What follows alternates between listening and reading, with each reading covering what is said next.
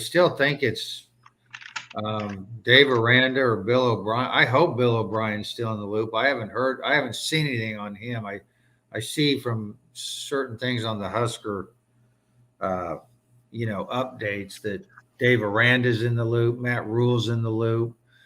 God, I wish they were on O'Brien. Maybe that's just wishful thinking on my part because I think he's the best candidate because of his NFL experience, being the O coordinator at Alabama, the O coordinator for the Patriots in Super Bowls, and also what he did at Penn State when they were in more of an adverse situation than Nebraska is now. So I'm a Bill O'Brien fan big time, but I haven't seen much on him. Everything that I read tell you that Aranda's high on the list right now, who's the Baylor coach. Did they beat TCU today, by the way? Was that anybody see that score, what the final was? It was tied. Let me look it up. TCU won by a point, 29-28. TCU won? By a point. See, Joseph, I'm a TCU alumni. How about that? When I was at TCU, they didn't win a game. They were like Nebraska, and now it's inverted. And now you're not on the Gary Patterson bandwagon. Well, he's at Texas now, helping out as an advisor. But I mean, yeah. I like the Frogs second and third. They're 9-0, and they have a hell of a quarterback. That kid is tough, but good for them. But that may affect Aranda. Us getting him. I didn't know where Baylor was, but he was the ex-Wisconsin D coordinator, so. I think he'd be great too, but I'm for Bill O'Brien. That's my pick. Yeah. You're getting a lot of heat on that. Jeffrey, you're getting a lot of heat on Bill O'Brien. I am. Joseph, go ahead.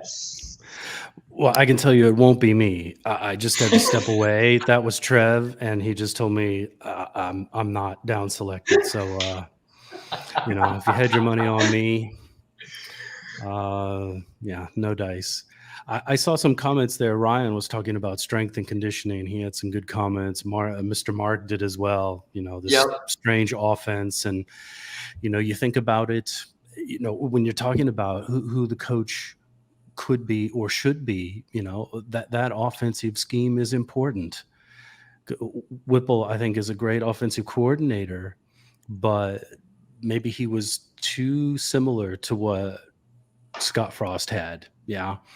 And there wasn't enough emphasis on the run. And even if there had been this year, how successful would that have been? So, yeah, Bill O'Brien could be there, Mark. Rhule is a possibility. Personally, I like Mark Stoops. So the Kentucky coach. Yeah. He was my pick. I wasn't big on the Scott Frost bandwagon 5 years ago, just simply because he didn't have enough experience at big schools. And sure, it was the logical thing to do. But at that point, I thought Mark Stoops would be a good fit. He's done well at Kentucky. He's having a down year. Maybe he's looking for a change of pace. I mean, the SEC is tough. How much better can Kentucky get? It's, he's Ohio roots, defensive minded, good coaching staff. He'll bring them along. Would Mickey fit in there somehow? Maybe not. But I think, as you said, that's a big thing to consider because I think everybody wants Mickey around. Yeah. And how do you make that work? And would he gel with a new coaching staff? There are, if somebody knows on caller in or supposedly on, because I get that, what's the thing I pay for, Jake, that I get on every day on the Husker, not just 247, but they say that it's down to 3 candidates, that Albert is, and the board has got 3 people. And I don't know. I'd say Aranda is one of those. Somebody's saying Lane Kiffin, and I like Lane Kiffin. I think I said that on the first week we had the show, Jake, just because his dad has such legacy roots for Nebraska, Monty Kiffin, and Lane actually grew up more of his life in Lincoln, and everywhere he goes, he does well. Now he has situations always, it seems, or he's got some personal things that go on wherever he is, but Mississippi's having a heck of a year again, so I wouldn't mind if he was one of those candidates too. So, but if anybody knows who might be what the rumors are. Trev Alberts has kept it very low key. I give him credit. My guess is it would be Campbell. It might be Rhule, and it might be Lance Leipold. You know, I like Bill O'Brien as well. I mean, sure, Alabama's having a down year on offense, but I don't think, you know, you throw all of that on the offensive coordinator. Right. They're going to have up years and down years. He's got the track record at the collegiate level with the NFL. So, you know, he's a proven commodity. And I think that's what, you know, you're looking for that. Or on the other end, you're looking at Lance Leipold to say, you know, he can turn programs around. He can recruit. He's getting the most out of the talent that he has at Kansas. That, you know, it really comes down to who fits into what Trev was looking for when he, you know, made the announcement on September 11th that, you know, these are the characteristics he's looking for. I think O'Brien fits that. I think, Leipold fits that. I think Matt Campbell fits that, even though he's having a down year too. Mm-hmm. You know, there's a Mr. That would be Mark, my short list. Yeah, that's good. Thanks, Joe. Mr. Mark Jake says it's Lane Kiffin. Wait, I lost him. Or Matt Rhule, Lane Kiffin, and Mark Stoops are the three. So I think O'Brien must be. Nobody's heard much about him lately, so maybe he is out of that loop. But anyway, I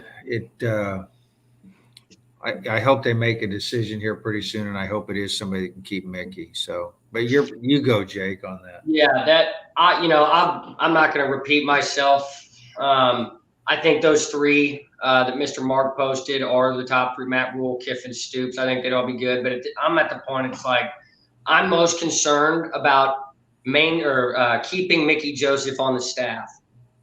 You know, early on, we did this first podcast. I was really rooting for him to get the head coaching gig. We got a couple wins under him. You know, everybody was rah-rah. He just got a ton of energy on the sidelines. I've kind of gone back on that. I think he's more of a cheerleader, but I think from a recruiting perspective and for next year's team, I'm less concerned about the freaking new coach we hire. I'm more concerned about maintaining our roster. Yeah. And we are not going to do that. And Husker fans are going to agree with me if we lose Mickey Joseph, because 90% of those stud transfer portal guys and our top recruits we've got in the last 3 years are because of him. Well, Malachi Coleman, who's a 5-star. He will not be here if we lose Joseph. Yeah. I mean, he will go wherever he is.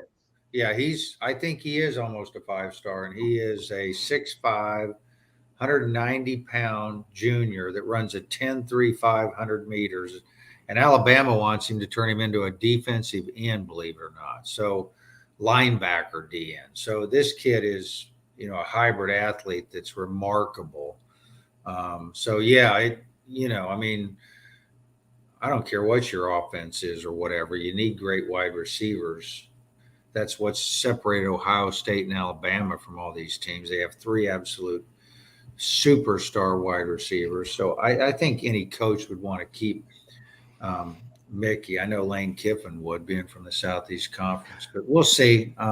We do have the money to pay those D coordinators, offensive coordinators. A lot of, you know, there's not a problem with that. So I would be, I think Trev will push for that hard with these coaches, and that'll be part of the deal. So let's hope for that, right?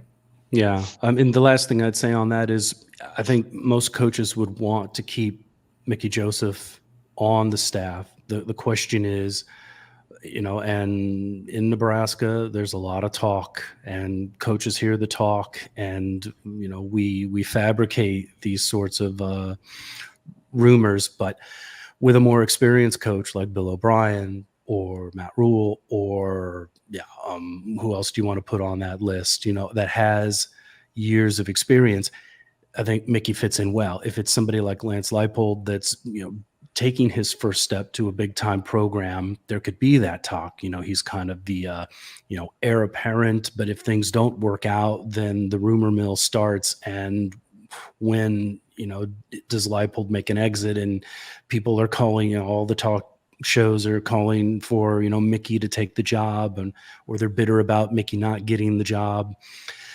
So I think Mickey can be a head coach. I hope he does become one someday. It may not be here, but I think he's proven that, he can get through challenges, that he's got the ability to recruit. He's got the ability to lead young men. And I think Bill Bush, if he's not around here next year, he'll be a DC somewhere. Yep. Oh yeah. Both of them. If they're not in Nebraska next year, they're both going to be somewhere. That's for damn sure. I did show real quick before we get into preview in Iowa, you guys, I got to show this. B-Bo, that is a good point that he's making. He's talking about when I said we better hope we can keep Mickey Joseph on the staff. This is a good point. I got to give you credit here. Didn't think about it like that. I think, what I was saying is you at least hope if we do bring in a new coach, Bo, you can, make him the recruiting director, making him an assistant, right? From a recruiting standpoint, that's why I say we want to keep him on. You don't need to make him the offensive coordinator. But I will say that's a good point. That you make a good point. Make a good point. Yeah, he'll be a receivers coach, and he'll lead recruiting, and those are two things that he does exceptionally well. And yeah, I mean, there's a place for him. As long as the new head coach doesn't have his staff and he's adamant that, that's part of the terms that I bring my entire staff and I, decide who stays and who goes. Yep. Right. No, I agree with that. And Mickey's not he's at the back part of his career too.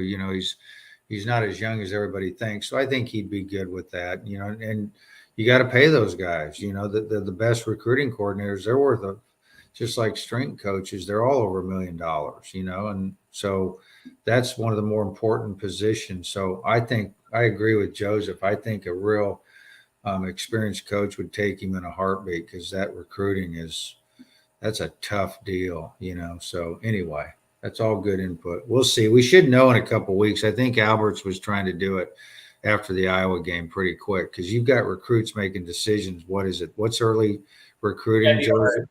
February. No, February is the final, but early recruiting is December 6th. We should get a fact check on this. I think you have early signing, which is happening a lot now, on December 6th or 7th. Yeah. There's about a week. Yeah, so they got to get after it just because of that, right? So I think that even makes it more leaning that you need Mickey in there, because he's recruiting right now.